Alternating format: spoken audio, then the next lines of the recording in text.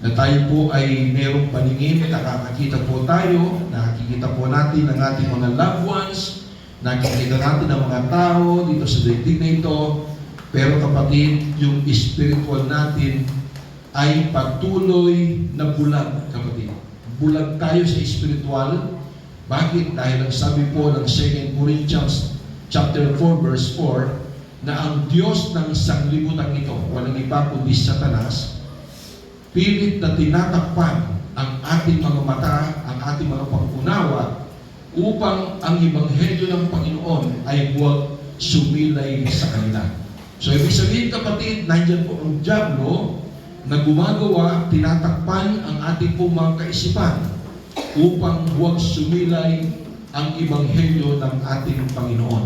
Kaya salamat sa Diyos kapatid, tayo po'y narito. Tayo po ay ngayon ay miyembro na po ng The Amazing Grace of Jesus Christ Church. Isa ka kapatid sa binuksan ng Panginoon ang iyong pangunawa, binuksan ng Diyos ang natatakip kapatid na tinatakpan ng dyablo at ngayon sumilay ang kaliwanagan at ang Ebanghelyo ng Panginoon sa buhay po natin at nagkaroon po ito ng bunga na dati-rati tayo po ay mga makasalanan. Dati-rati napakarami po natin mga bisyo, dati-rati napakarami po natin nararamdaman sa ating katawan, pero nung tinanggap po natin ang ating Panginoon at pinaglingkuran, ngayon po tayo galak na galak, binago ng Panginoon at pinagaling ang ating mga karamdaman. Ganyan ang bukasan ang Diyos na aming pong pinapakilala sa inyo.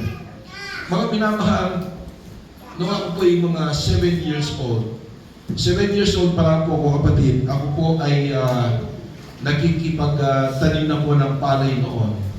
Kasi para magkaroon ako ng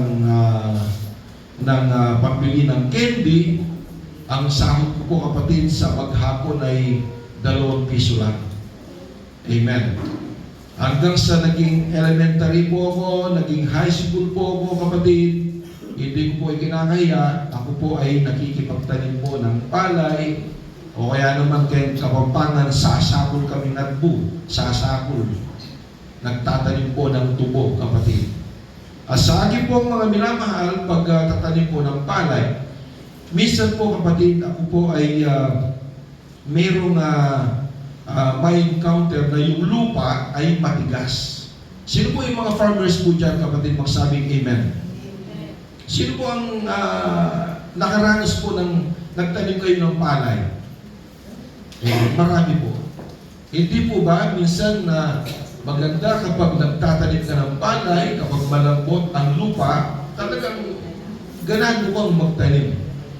At minsan naman matigas ang lupa, kumuha pa ng kapirasong kahoy at inukoy mo para itanim mo lang yung palay. Di ba meron ganon? Meron namang tinatawag na batuhan, kapatid.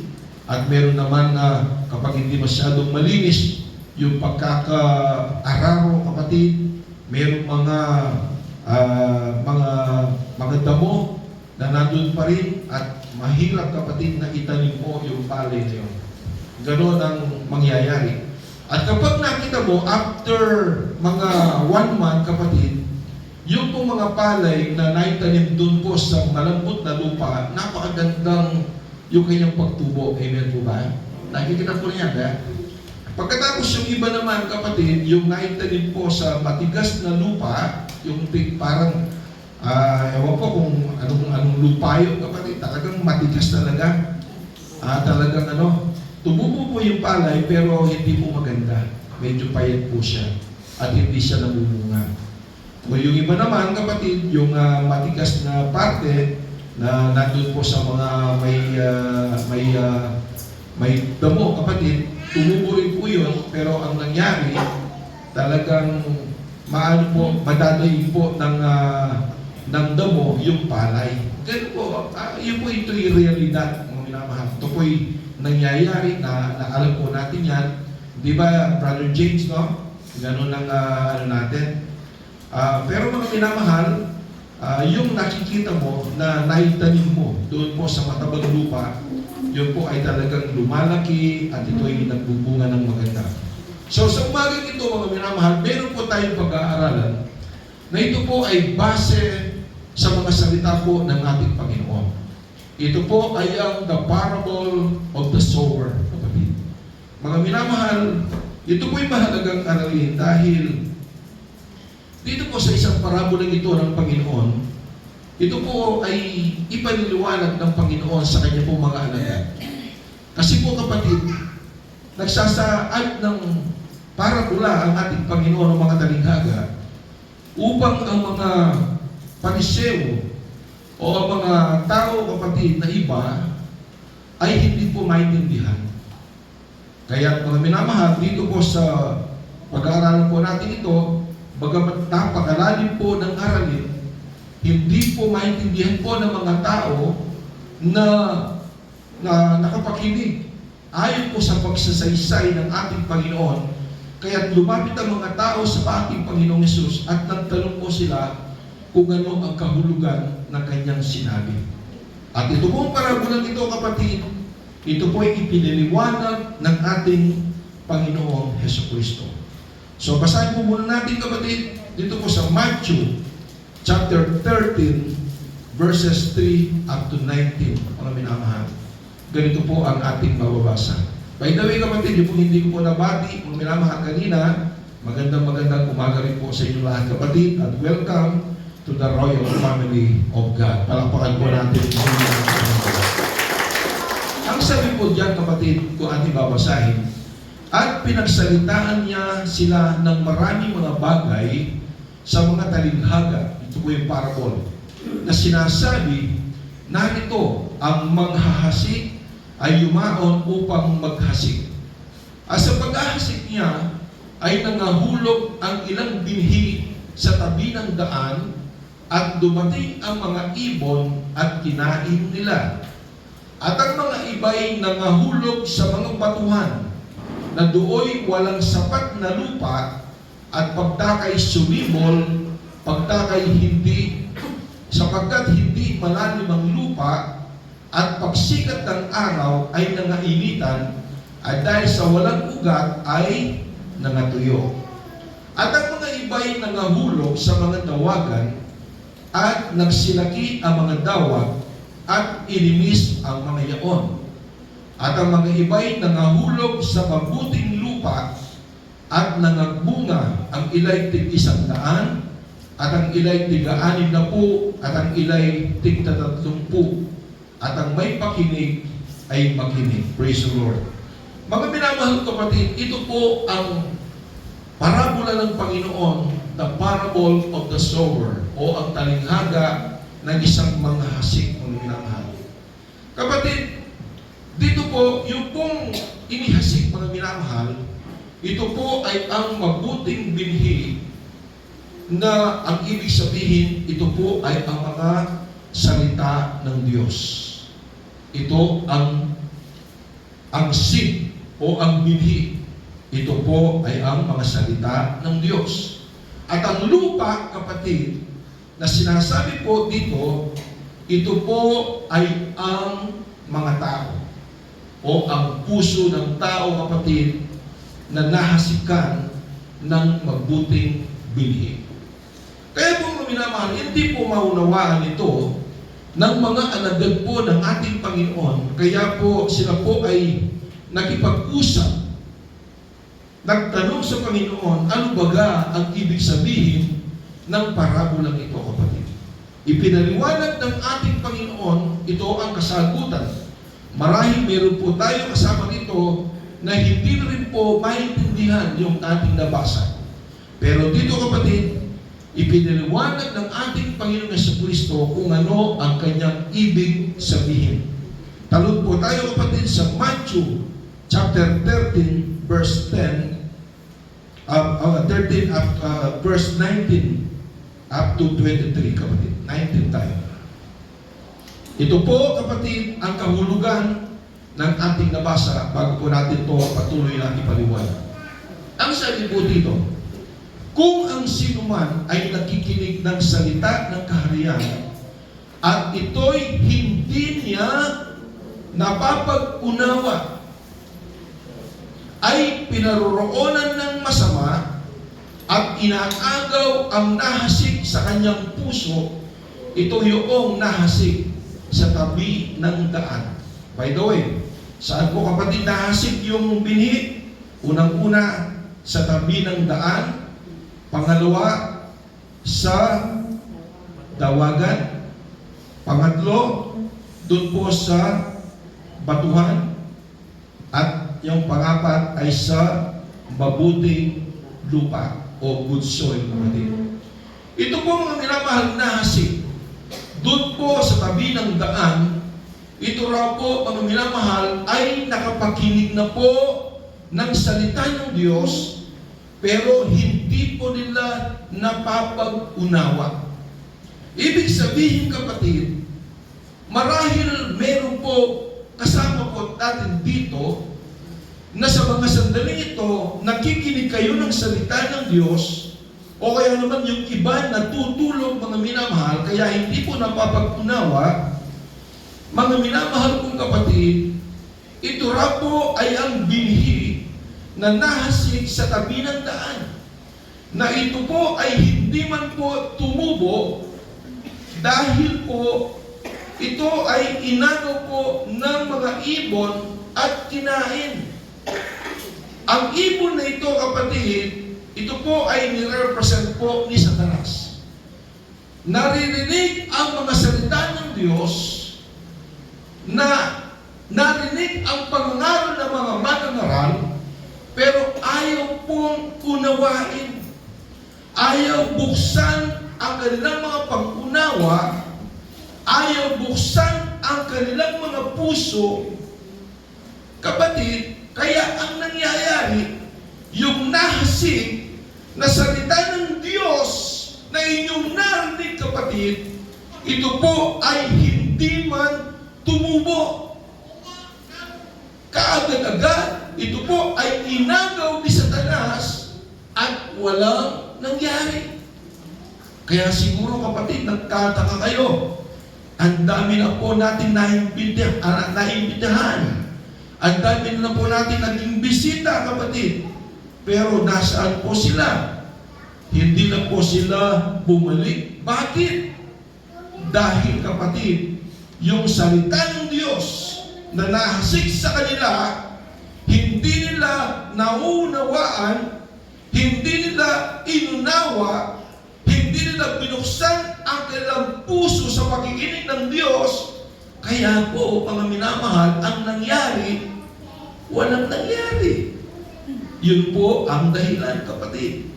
Kaya hindi na po sila bumalik dahil wala po silang naintindihan yung salita ng Diyos, yung binhi na naasik sa kanila, antimano, kinain ng ibon o kinain o inalis ni Satanas sa kanila, kapatid. Yun po ang dahilan. Bakit? Dahil nananatiling matigas ang kanilang mga puso, kapatid. Iniisip nila, hindi mo naman kailangan yan. Mayroon naman akong relihiyon na inaatenan. Nakakaya lang sa aking kaibigan, kaya ako'y pumunta sa gawain. Hindi nila, ayaw nilang unawain, kapatid. Ayaw nilang pakinggan ng gusto ang mga salita ng Diyos. Ito raw po, kapatid, ay ang binhi na nahasik sa tabi ng daan na hindi man tumubo at inalis at kinain po ni Satanas, kapatid. At ang pangalawa, mga minamahal, patuloy yung basa, at ang nahasik sa mga batuhan, ito yung pangalawa, kapatid, nahasik sa batuhan ay yaong nakikinig ng salita, pagdakay tinatanggap ito ng buong galak. Hindi ba, kapatid? Dito po, mga minamahal, mayroong pagkakaiba doon sa una. Doon sa una na napag-aralan po natin, kapatid, ayaw po itong at hindi po ito napapag-unawa. Pero dito, kapatid, balik tayo sa 20, Edward. Atin po itong pag-aralan ng mabuti. Ano po sabi diyan? At ang nahasik sa mga batuhan ay yaong nakikinig ng salita ng Diyos. So, dito po yan. Nakikinig po tayo ng salita ng Diyos. At pagdakay, tinatanggap natin ng buong galak. Galak na galak tayo. Tinanggap natin ang salita ng Diyos. Pero anong nangyari? Gayunmay, wala siyang ugat sa kanyang sarili, kundi sandaling tumatagal at pagdating ng kabigatian o pag-uusig dahil sa salita ay pagdakay na titisod siya. Dahil walang sapat na ugat, kapatid. Bagamat siya po ay yun ay ilan ba yung ano? 21, no? Ito yung batuhan, no? Dahil wala siyang sapat na pundasyon. Hindi ba kapag nagsabog ka ng palay sa batuhan, tutubo yan. Basta't basa yung batuhan, tutubo yan. Pero kapag nasikatan na po ng araw yan, kapatid, ano mangyayari? Matutuyo po yan. Ito raw po, kapatid, ang nahasik sa mga batuhan. Na siya tumanggap sa Panginoon, nakinig ng salita ng Diyos, galak na galak siya. Actually, unang pa siyang pumunta rito, tinanggap ang Panginoon, tinanggap ang salita, mga minamahal, pero ang minamahal ko, kapatid, dahil wala raw po siyang ugat, na sapat na ugat, kapatid. Dahil nandun lang po siya sa may batuhan, kapatid. Anong nangyari? Dumating daw po ang pagsubok. Dumating ang kabigatian. Dumating daw ang pag-uusig. Anong nangyari? Pagdakay, natitisod po sila. At nawawala na po sila sa gawain ng Panginoon pagkatapos hindi na po sila dadalo. Ito raw po, kapatid, ay ang mga Kristiyano na po yun na tumanggap na po sila pero hindi po sila nagtagal dahil nausig po sila.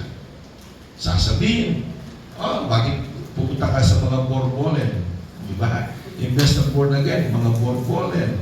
Di ba? Uy, pare, dati-rati, napakaganda mong makisama. Dati-rati, ikaw pa yung naghahanda ng emperador at ng pulutan sa bahay mo. Pero ngayon, parang umiibos ka na. Nasaan yung pakikisama mo?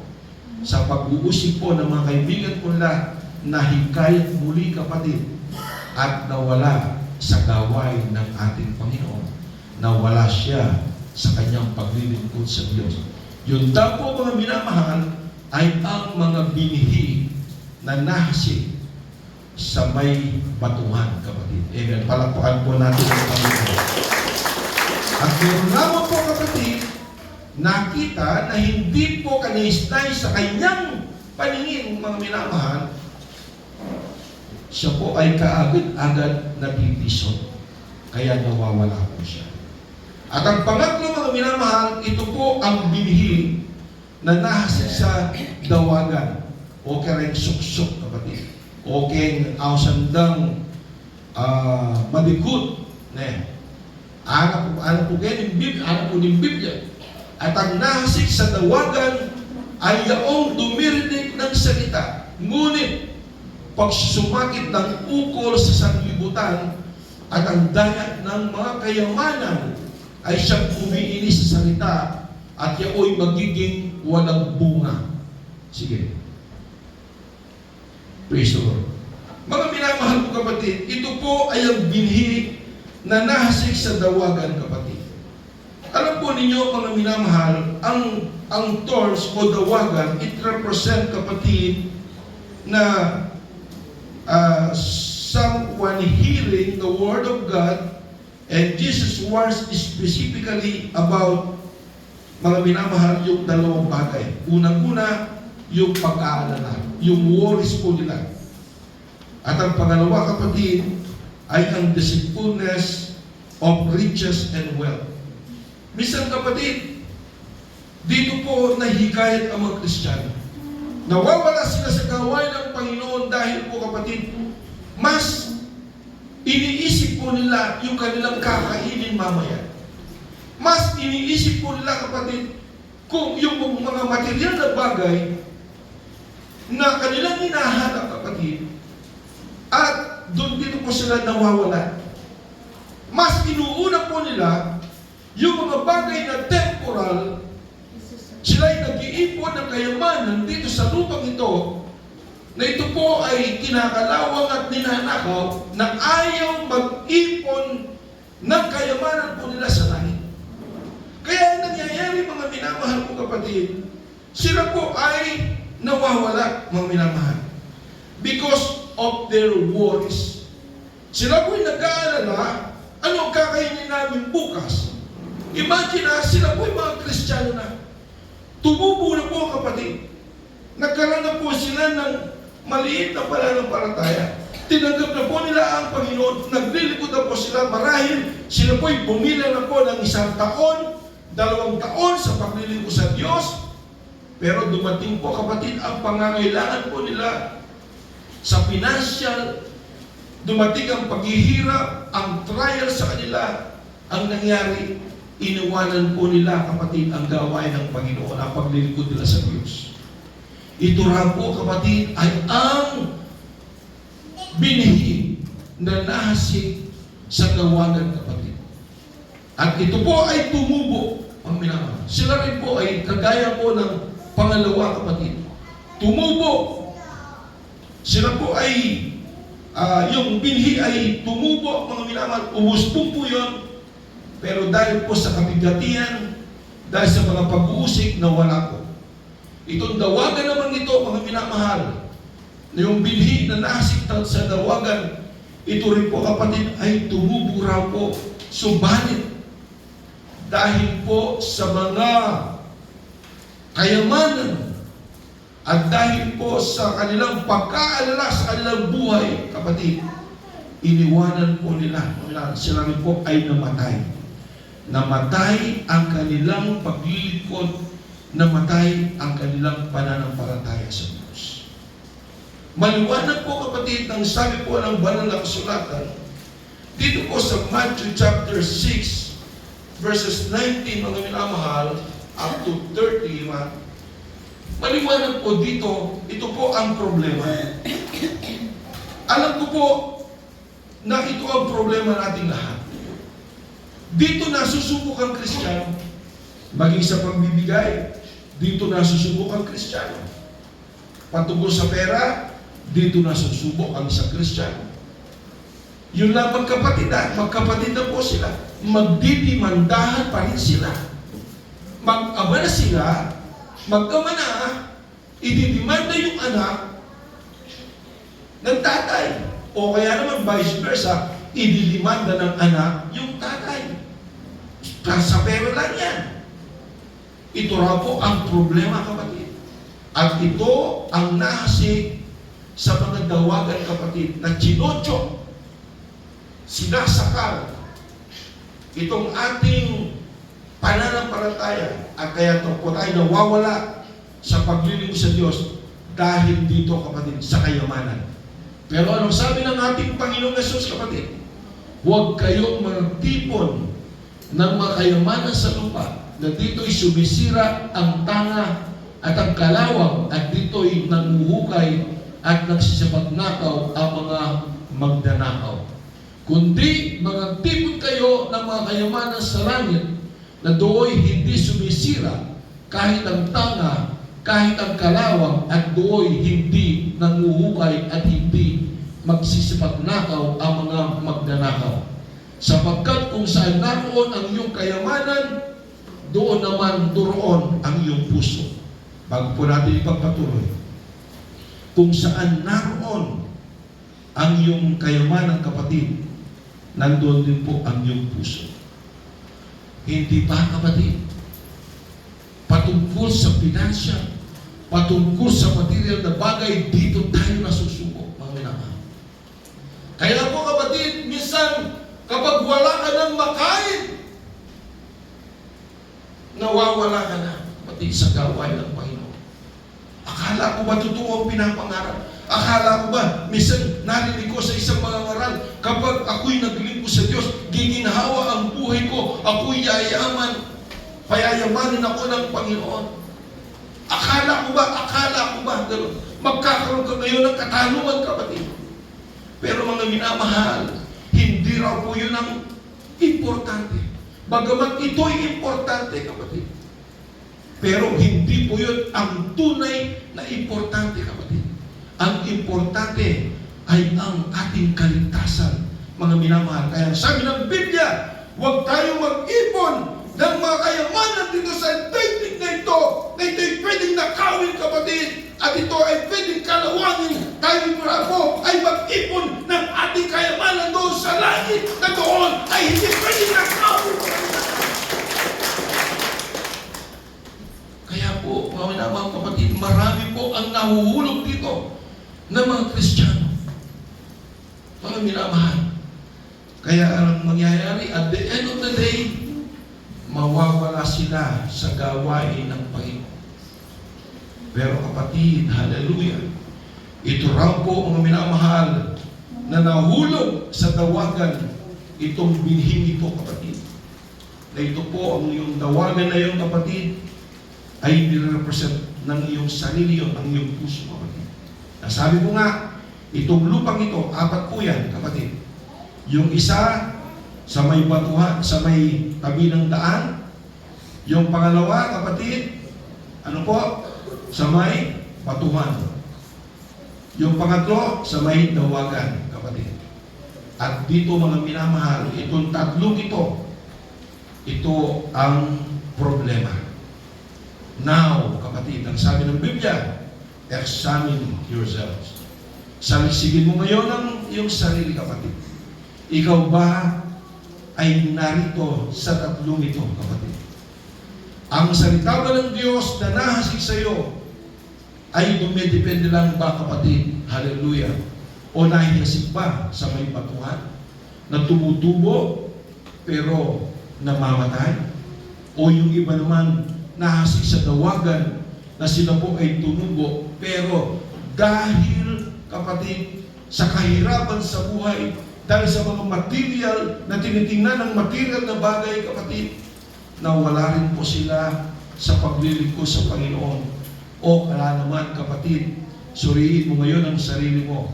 Ikaw ba ay kaisa dito po sa susunod na talata na ating mapag-aralan, kapatid? Balik tayo, Brother Elion. Doon po tayo sa Matthew chapter 13, verse 23, mga minamahal kong kapatid. Ito po, mga minamahal, ay ang mabuting lupa. Na kung saan, kapatid, kapag nahasik dito ang mga binhi, siguradong ito'y tutubo at siguradong ito, mga minamahal, ay magbubunga. Ang kung saan ito, kapatid, at ang nahasik sa mabuting lupa ay siyang dumirinig. Sabihin po natin, dumirinig. Palakpakan po natin ang Panginoon. At nakauunawa ng salita. Sino po ang nakaunawa ng salita po dyan, kapatid? Magsabi amen. Na siyang katotohanan, yun, taas. Katotohanan nagbubunga. Sino po rito ang naglingkod na sa Panginoon at ang salita ng Diyos na ipinapangaral sa pulpitong ito, kapatid, na ito'y tumubo sa buhay po natin at ito po ba ay nagbunga sa inyong buhay? Yan ang tanong, kapatid. Kung ganon, kapag ito'y nagbubunga, kapatid, kung ikaw na Kristiyano ay nagbubunga, mga minamahal, ano ang bunga? Bunga ng mga mabubuting gawa, kapatid. Ikaw ay nagbago. Nagbago ba ang buhay mo natin? Kung hindi nagbago, kapatid, questionin mo ang sarili mo. Baka wala ka pa sa mabuting lupa, kapatid. Amen. At kung sabi dito, kapatid, at sila'y nagbubunga. Nagbubunga ang mga Kristiyano. Nagbubunga ng mabuting gawa. Nagbubuti, kapatid, ng temperance, meekness, goodness, long-suffering. Yung po ang minamahal ay ang mga bunga ng Santong Espiritu. Hallelujah. Galatians chapter 5 verse 22. But the fruit of the Spirit is love. Mga minamahal, the fruit of the Spirit is love. Pagkatapos, tinuloy, joy, peace, goodness, meekness, long-suffering, faith, mga minamahal. Pero isa lang po ang pinag-ugatan po nun ay ang pag-ibig. Kapag ikaw, kapatid, ay nahasikan na ikaw ay mabuting lupa, ang binhi na nahas sa iyo, ito'y tutubo at ito'y magbubunga, mga minamahal. Kaya suriin mo ngayon ang sarili mo. Bumilang ka na ng taon, kapatid. Pero hanggang ngayon, nandun ka pa rin sa paggawa mo ng kasalanan, kapatid. Ibig sabihin nun, hindi ka mabuting lupa. Huwag kang magagalit sa akin, kapatid. Pero hindi kita pinaririgan. Ito'y mga salita ng Diyos. Ito na po ay nagbubunga, mga minamahal, ng 100. Ang iba ay tig-6 na po. At ang ilan, mga minamahal, tig-30. Ibig sabihin, kapatid, ang isang Kristiyano na tunay na isang mabuting lupa, mga minamahal, ito po ay nagbubunga, kapatid. Ito po ay nagbabago mula nang ikaw ay tumanggap sa ating Panginoong Jesucristo. Naglingkod ka sa ating Panginoon. Nagbago ang buhay mo, kapatid. Ibig sabihin, meron kang bunga. Merong bunga ang Santong Espiritu sa buhay mo. Ibig sabihin, ikaw ngayon ay nasa katotohanan at tinanggap mo kayo. At ang Diyos, mga minamahal, ang siyang nagbukas ng iyong pangunawa dahil naunawaan mo ang salita ng Diyos. Amen po ba? Amen. Kaya po, mga minamahal, in conclusion, kapatid, yung receptive heart, yun ang kailangan ng Panginoon. Napapag-unawa mo at unawain mo ang salita ng Diyos. Dahil ang sabi ng Biblia, Romans 10:17, faith cometh by hearing, and hearing by the word of God. Ang pananampalataya raw po, ito po ay nakukuha sa pakikinig at pakikinig ng salita ng Diyos. Amen? Basahin po natin, kapatid. Kaya nga ang paniniwala o ang pananampalataya, ito'y naggagaling sa pakikinig at sa pakikinig, ibig sabihin, inulit, kapatid. Hindi lang minsan ka makinig ng salita ng Diyos. Ikaw ay patuloy at paulit-ulit na makinig ng salita ng Diyos, kapatid. At doon tutubo ang iyong pananampalataya. Amen? Ating beloved Sister Nida, gagawin mo lang example. Sister Nida, okay lang? Okay lang? Huwag kang magagalit sa akin, no? Gagawin mo lang example. Sister Nida, palagi kong ini-invite po yan. Siguro, nahiya lang sa akin umaaten. Pero pagkatapos doon, wala. Pero sa kanyang patuloy na pag-attend dahil nahiya sa akin, patuloy niyang pakikinig ng salita ng Diyos, nagkaroon siya ng pananampalataya sa Panginoon. At ngayon, salamat sa Diyos, siya po ngayon ay nagbubunga. Hindi lamang po sa pag-uugali, maging sa pagbubunga ng kaluluwa. Andito na po ang kanyang mahal na anak na Sister Sheba at ang kanyang manugang na si Father Eric. Kapatid, palakpakan po natin ang Panginoon. Nagbubunga po sila. Ikaw, kapatid, ikaw, maminaman, tayo po lahat. Brother Omar, medyo hinahalang nyo. Nadidistract po tayo. Mga minamahal ko, kapatid, salamat tayo. Mga minamahal, sa pakikinig at pakikinig ng salita ng Diyos, dito po tayo magkakaroon ng pananampalataya. Ang tanong ay ganito. Sino po ang nanonood ng gawain po natin? Magsabing amen. Okay. O, para maliwanag. Sino? Magtaas mo ang kamay. Sino ang nanonood ng gawain po natin sa AGJC Church?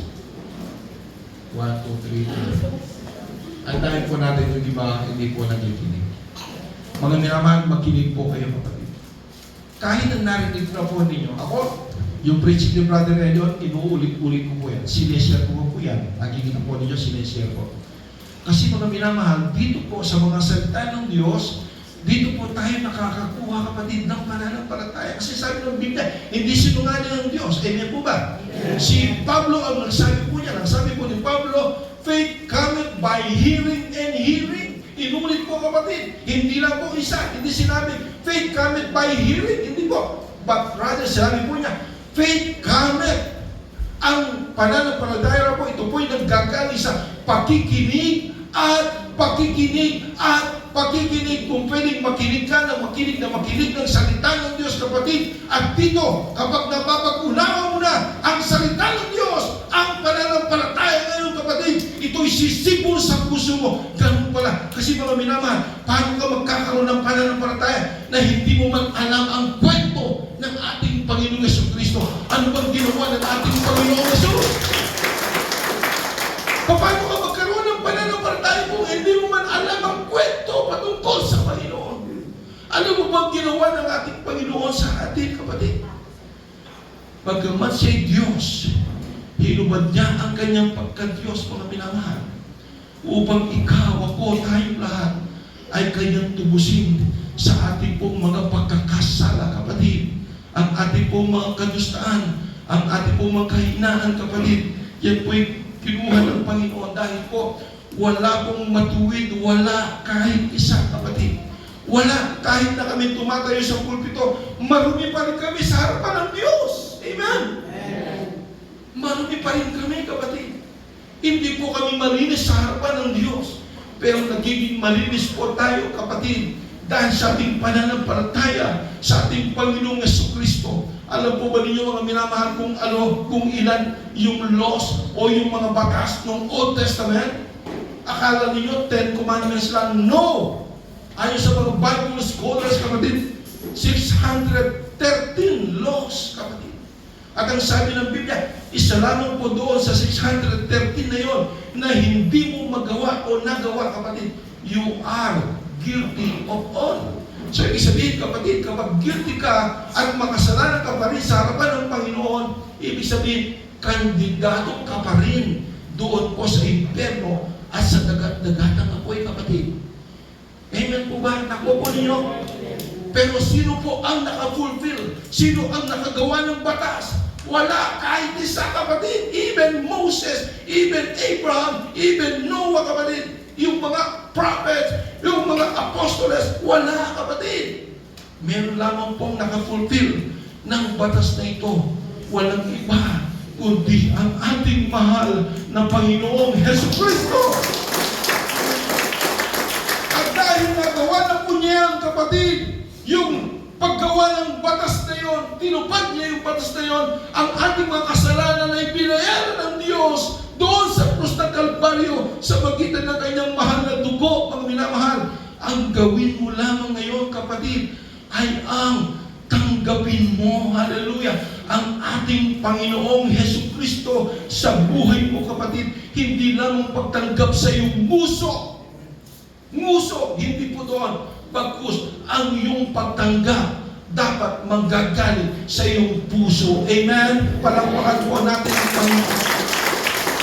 Kahit na 1,000 times ka bang pumunta rito sa altar na ito, kahit na 1,000 times ka bang magpabautismo sa tubig sa pangalan ng Panginoon, wala po yung kwenta kung ang iyong pagsagawa, kapatid, ay wala man sa iyong puso, mga minamahal. Amen? Amen? Kaya po mga minamahal, minsan nangyayari, kapatid, totoo po ang Biblia. Ano bang sabi po ng Matthew chapter 13 verse 10 up to 17, mga minamahal? Ito po, kapatid, tumigas ang puso ng mga tao. Tumigas. Kaya po mga minamahal, kahit anong gawin po natin, kapatid, na mangaral ng salita ng Diyos, ayaw pong pakinggan, kapatid. Ayaw sumunod sa mga tutunin ng Diyos. Minsan, dadalo ngayon, bukas, o sa susunod ay wala na naman. Pagkatapos, after ilang months, kapatid, hallelujah, Sila po idadalo naman dahil nahiya lang po silang hindi makadalo dahil sa imbitasyon. Pero ano po ang sabi po dito, mga minamahal, at nagsilapit ang mga nagad at sinabi sa kanila, bakit po sila pinagsasalitaan sa mga talinghaga? Kasi nagsasalita pa rin sa talinghaga, hindi nila maintindihan. Kasi kapatid, ang Diyos, meron talaga siyang pinili. Amen po ba? Amen. At meron siyang hindi pinili. At yung mga pinili ng Diyos ay napapag-unawa ang mga salita ng Diyos. Amen. Yun ay mga pinili, itinalaga ng Panginoon sa pagliligtas, sa pagkaligtas. Before the foundation of this world, bago na po itinaganap ang sanglibutan ito, pinili ka na ng Panginoon. Hindi ka pa masaya po dyan. Pero kapatid, kapag nagpupuri po tayo dito, parang patay tayo. I'm sorry. Ako po bilang pastor, kapatid. Nagdurugo ang puso ko kasi parang umawit po tayo dito, parang walang reaction. Ni kapatak na luha ay walang pumapatak sa batalan. I'm sorry. Pero, mga minamahal, hindi ba ang Diyos ay Espiritu? Amen po ba? Saan naroon ang Espiritu? Siya nasa puso po natin. Ang Espiritu ng Diyos ay hindi mo na kailangan pang tawagin na aawit ka lang, come, Holy Spirit, I need you. Bakit? Wala pa ba sa puso mo yung Holy Spirit? Bakit tinatawagan mo siya? Kapatid, ang Holy Spirit, yan po ay nasa puso na po natin, mga minamahal. The moment na magsisika, yung pagsisisi mo ay galing sa puso mo dahil ang Holy Spirit ay tumitira sa puso mo, kapatid. Ang Holy Spirit na yan ang siyang bibigay ng puso mo. At anong mangyayari, kapatid? Chain reaction. Luluha ka sa kagalakan, mga minamahal. Kaya ang sabi ng Biblia, hallelujah, ikaw ay sumigaw, ikaw ay bumiyaw na may tinig ng pagtatagumpay. Kahit anong mangyari, kahit sabihin pa na, napakaingay naman nun, napakaingay naman, patigilin mo siya, nadi-distract yung mga ibang kapatid. No! Kagaya ng sinabi ko, kapatid, si Bartimaeus, mga minamahal, nung last Sunday, siya'y sumisigaw siya, tinatawagan ng Panginoon, anak ni David, have mercy on me, sabi po niya. Siya'y sumisigaw, kapatid. Pero anong ginawa ng mga apostoles? Pinagbawalan siya. Huwag kang maingay, huwag kang maingay. Anong ginawa pa? Lalo pa siyang nag-ingay, kapatid. Hindi nagpaawat, kapatid. Bakit? Okay, sabihin natin, emotional tayo. Yun kasi, kapatid, ay nagkagaling sa puso natin. Pero kapag ang luha mo, it's a crocodile tear, kapatid. Yung parang luha na mababaw. Yung life fluid nagkagaling sa'yo. Pero kahit na mga minamahal, kapag umawit ka, yung inawit po natin, yung Holy Forever, mga minamahal, parang sinakman ang aking puso at ang timano. Umiyak ako sa Panginoon. Bakit? Dahil ang Diyos na ating pinaglilingkuran, He is holy, holy, holy, holy forever. Ang ating Panginoong Hesus Kristo. Amen! Kaya mga minamahal, kung nararamdaman mo ang presensya ng Panginoon, hindi po yung ibubukas, kapatid. Alam po ninyo, meron na po tayong Santong Espiritu sa puso po natin, kapatid. Inuulit ko, hindi mo na kailangan imbitahin pa. Ibig sabihin, kapag iniimbita mo ang Holy Spirit na pumunta sa iyo, kapatid, na sinasabi ka, Holy Spirit, I need you. Ibig sabihin, wala pa ang Holy Spirit sa iyo. Amen? Amen po ba? Pero dahil nandiyan po ang Holy Spirit, kaya nga nagbago ka na, kasi may Holy Spirit ka na, kapatid. Kaya nga, mga minamahal, ginagabay ka na ng Panginoon, kasi may Holy Spirit ka na, kapatid. Itong Holy Spirit na ito, kapatid, hallelujah, ang siyang, hallelujah, magbibigat, maglilinis sa puso mo, mga minamahal, at hindi mo mawari. Bakit ka umiiyak? Bakit? Kasi po, kapatid, naramdaman mo ang presensya ng Panginoon na nasa puso mo. Amen! Yun po pagkakaiba po natin, kapatid, ng mga ibang Kristiyano. Umaawit po sila, come Holy Spirit, I need you. Pwede umawit yun yung mga unbeliever. Amen po ba? Pero kapag believer ka na, nandiyan na nga yung Holy Spirit sa puso mo eh. Amen po ba? Kaya po mga minamahal, kahit na maging emotional po tayo dito, okay lang para sa akin kapatid. Bakit mga minamahal? Hallelujah.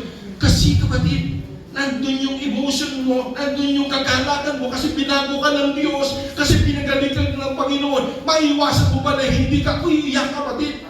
Pero kung ikaw kapatid, hallelujah, ay tumatayo po rito tayo, mga minamahal, pagkatapos parang wala lang. Mga minamahal, hindi ganoon kapatid ang isang tunay na Kristiyano, dahil ang sabi ng Biblia, huwag nasain ang isa o ang bawat sa inyo na mga lasing kayo sa alak na iniinom. Bagkus nasain ninyo na kayo'y mga lasing sa Santong Espiritu ng ating Panginoong Jesucristo. Amen? Amen. And praise the Lord. Kasi ang Diyos kapatid ang siyang ihipo sa puso mo. Nung ako'y makakilala sa Panginoon kapatid, nagpunta po kami muna. Pagbaba po namin sa sakyan, hindi mo po alam ang kanta. Ito po. Hindi ko pagsisinuan dito. Papatayin ako ng Diyos dito kapatid. Hindi ko man alam ang kanta. Pagbukas ng ambulansya, kasi kasama po namin yung pamangkin ko na dinala po sa Maynila. Hindi po namin na narinig minsan yung mga kanta. Alam po ninyo, kapatid, ako'y sinalubong ng isang hangin na napaka-lamig, kapatid. Umiiyak ko, hindi ko alam. First time ko lang doon Umiiyak ako, mga minamahal, talagang binasa ng Panginoon ang aking gamit sa aking luha, kapatid. Ano yun? Ano yun? Ito ba'y crocodile tears na galing sa akin? Pasarili lang na pinipilit kong lagyan ng bits sa aking mga mata upang tumulo ang luha ko, kapatid. O sili, lalagyan mo ng sili. Hindi, kapatid. Bakit ako umiiyak? Wala naman akong alam na kanta doon sa kinakanta ni hindi pa nga ako nakakit doon, kapatid. Yun ang kapatid, ay ang paghipo ng Diyos sa aking puso, mga minamahal. At magmula po noon, ako'y naglingkod sa ating pinakamamahal na Panginoon na sa Kristo. Amen. Everybody say praise the Lord. At ang sabi po ng John chapter 15, mga minamahal, yung mga nasik sa mabuting lupa, kapatid, sila'y magbubunga, mga minamahal. Amen. Magbubunga po tayo. Anong sabi po ng John chapter 15, kapatid, verse 4? Mga minamahal, magbubunga kasi nakadugtong ka na sa puno. Amen po ba? Ngayon na tayo po yung mga Kristiyano na kapatid, nakadugtong na po tayo sa puno. Dati hiwalay po tayo, kapatid. Pero ngayon, nakadugtong po tayo. At siyempre kapatid, magbubunga po tayo. At yung hindi nagbubunga ay puputulin. Ito'y nakakatakot, kapatid. Kapag Kristiyano ka na, umabot ka na ng 3 taon, anyway, 1 year pa lang po tayo dito sa December 16. Pero yung iba matagal nang nagliligo sa ating Panginoon, kagaya mo po mga mahal. Pero kapag hindi ka nagbubunga, puputulin ka, kapatid. Pero ang mga patuloy na nagbubunga, kapatid, hindi lang po sa pag-uugali o sa iyong pagkatauhan, magbubunga ka rin, kapatid, sa mga kaluluwa. Amen? Magkakaroon ka ng bunga, kapatid. Makakahikayat ka, mga minamahal. Ikaw ay magsusorwining, kapatid. Mga minamahal, yun po, magbunga po tayo. Amen! Amen! Magbunga po tayo, kapatid. Kaya po natin punuin ito. Ilan ba tayo dito ngayon? Sabihin natin 100. I-times 2 lang po natin. Halimbawa lang. Kumarin nila, magdala ka pa ng isa, halimbawa lang. Mag-times 2 lang tayo. Mr. March, magdala ka ng isang bisita. Si Mujako, magdala ka ng yung kasama mo na susumbahan. Sumbahan dasar ko Isa lang. O Nanay Patring, magdala ka ng isa, yung pamangkin mo. Halimbawa lang, Kumarin Lord, magdala ka ng isang kapitbahay mo. Abong Maria, magdala ka. Times 2 na po tayo. Ibig sabihin, hindi tayo magkasarito. Pero ngayon, mag-iisang taon na po tayo, kapatid. Dapat sana punong-puno na po tayo dito. Amen po ba? Amen? Amen. O ano po sabi dito? Kayo'y manatili sa akin at ako'y sa inyo, gaya ng sanga na di makapagpunga sa kanyang sarili, maliban na nakakabit sa puno. Gayon din naman kayo, maliban na kayo manatili sa akin. Amen. Kung saan ng ating kapatid, wala tayong magagawa. Hindi tayo magbubunga kasi wala tayong kakayahan. Amen. Pero yung puno na yun, kapatid, walang iba kundi ang ating Panginoong Diyos, kapatid. Kung tayo na po ay nakakabit sa puno, tayo'y magbubunga. Amen po ba? Palakpakan po natin ang Panginoon. Dahil kapag mga minamahal, hallelujah, patuloy ba sa nga ngayon? Ako ang puno ng ubas. Ibig sabihin, ang Panginoon ang siyang puno ng ubas. Amen po ba? At tayo ang mga sanga. Nakuha po ninyo, kapatid? Nakuha po ninyo? Tayo ang mga sanga, ang ating Panginoon, siya ang puno. Anong sabi dito? Ako ang puno ng ubas, kayo ang mga sanga. Sister Rita, ikaw ay isa sa mga sanga ng ating Panginoon. At ang sabi ito, ang nananatili sa akin at ako'y sa Kanya ay siyang magbubunga ng marami. Amen! So mahalaga. Pero kapatid, hallelujah, ikaw ay, ang binhi ay nasi sa batuhan, sa dawagan, kapatid. Hindi man magtatagal, mawawala ka rin sa gawain, kapatid. Pero mga minamahal, itong binhi na ito, na nahasik sa mabuting lupa, ito yon, kapatid. Dahil siya'y nadikit sa puno, mga minamahal, at sa ngayon ay nagbubunga. Amen? Nagbabago ang buhay po nila, kapatid. Kaya nga sabi ni Apostol Pablo sa 2 Corinthians 5:17, therefore, if any man be in Christ, he is a new creature. All things are passed away. Behold, all things are become new. Amen? Kaya at kung sino man ay na kay Kristo, kayo ba'y na kay Kristo na? Masabi amen? Ano mo sabi? Siya'y bago nilalang. Ibig sabihin, yung dati mong pagkatao ay wala na po yun. Ang minamahal. Ang mga dating bagay ay nagsilipas na. Nagsilipas na raw. Narito sila yung pawang naging mga bago. Amen? So yung mga binhi na nasik sa mabuting lupa, ito po, kapatid, ay ang biyaya ng Diyos. Ay ang grasya ng Panginoon. Amen. Sila'y magiging matatag. Alam po ninyo, kapatid, bakit meron pong ano rito? Meron pong dove, no? It symbolizes the Holy Spirit. Itong mountain, ano po yung mountain? Matatag. Hindi matinag, kapatid. Yan ang mga anak ng Diyos. Ang mga pinagpala ng Panginoon, tumanggap ng biyaya, tumanggap ng kahabagan ng Diyos, sila'y magiging matatag dahil po, kapatid, sila'y nakadakit sa puno, walang iba, kundi ang ating Panginoong Jesucristo. Kung mananatili ka sa ating Panginoon, ikaw ay magiging matatag ng Kristiyano. Amen! Pero kapatid, kung wala ka sa tunay na pananampalataya sa Panginoon, mga minamahal, ikaw ay mabubuwal, ikaw ay mawawala, kapatid. Ikaw, hallelujah, ay tutubo ng ilang taon, kapatid. Pero pagsikat ng araw, matutuyo ka, mga minamahal. Ikaw ay tutubo kagaya sa dawagan, kapatid. Pero mga minamahal, pagdating po ng kabigatian at pagdating ng kayamanan, o ano yung pagkaalala sa buhay mo, mawawala ka rin. Pero dito, kapatid, hallelujah, hindi ka mawawala po rito. Dahil po, yung mabuting lupa, ito po yung naihasik sa iyo. Yung mabuting binhi ay naihasik sa mabuting lupa. At ito, kapatid, ay ang mga naniniwala na sa biyaya tayo'y maniligtas. Amen! Amen! Mananatili ka, kapatid, kahit anong mangyari.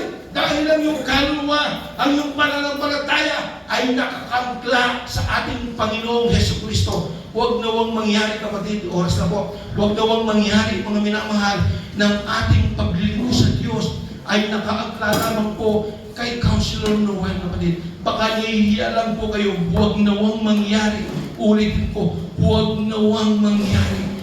Bagkus, kapatid, nawa ang ating pananampalataya, ito'y makaangkla sa ating pinakamamahal na Panginoong Jesucristo. Amen. Dahil wala na po kami